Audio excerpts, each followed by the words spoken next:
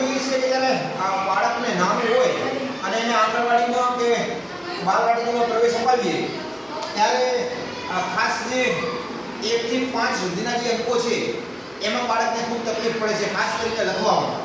તો સરળતાથી કઈ રીતે લખી શકાય એના માટેનો આજે થોડો સમજાવવાનો પ્રયત્ન કરીશ. તો સૌપ્રથમ આપણે બાળકોના ગૌરવ માટે આપણે એની પાસે 0 શૂન્ય કરાવતા હોય છે. તો શૂન્ય બાળક સરળતાથી કરી શકતું હોય છે. તો આ રીતે શૂન્ય કરાવ્યા પછી આપણે બાળકોને ક્યારેક જેડીઓ અથવા તો લીટા કરાવેલા હોય છે. તો એ જે લીટું છે એ જેડીઓ છે એ આપણે બાળકને આ રીતે કરાવી દઈશું.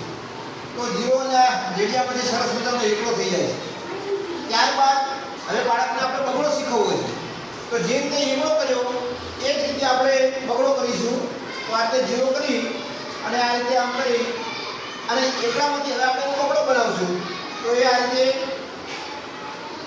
એનો બગડો થઈ જાય છે. ત્યારબાદ આપણે બાળકને તગડો શીખવવો છે. તો જે રીતે બાળકને 0 કરતા આવડે છે, બાળકને કહેવાનું કે અડધો 0 કરવાનો છે, અડધું શૂન્ય કરવાનું છે. તો આ એક અડધું શૂન્ય અને પછી કહેવાનું કે આ લીટીના ડાળી અને બીજું અડધું શૂન્ય કરવાનું છે. તો આ રીતે જ્યારે બાળક કરશે ત્યારે બાળકને તગડો પણ સરળતાથી આવડી જશે. ત્યારબાદ ચોકડો આપણે બાળક પાસે કરાવવો છે, એને લખતા શીખવવો છે. તો એને કહેવાનું કે આ રીતે 2 ચોકડી કરવાની, એટલે કે એક ચોકડી કરશે ત્યારબાદ આ જે લીટી છે ત્યાં આપણે એને જોડી દેવાનું શીખવવાનું છે.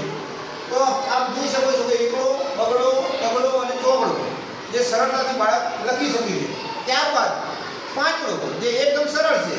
તો પાંચડો કરવાની અંદર આ રીતે એક આપણે જેડીઓ બનાવી દઈશું અને ત્યારબાદ એક ઊભું લીટું, એક આડું લીટું, એટલે કે આ રીતે આમ કરાવી આ રીતે જે સરળતાથી બાળકોને 1 થી 5 સુધીના અંકો એકદમ સરળતાથી આવડી જતા હોય છે. અસ્તુ, આભાર.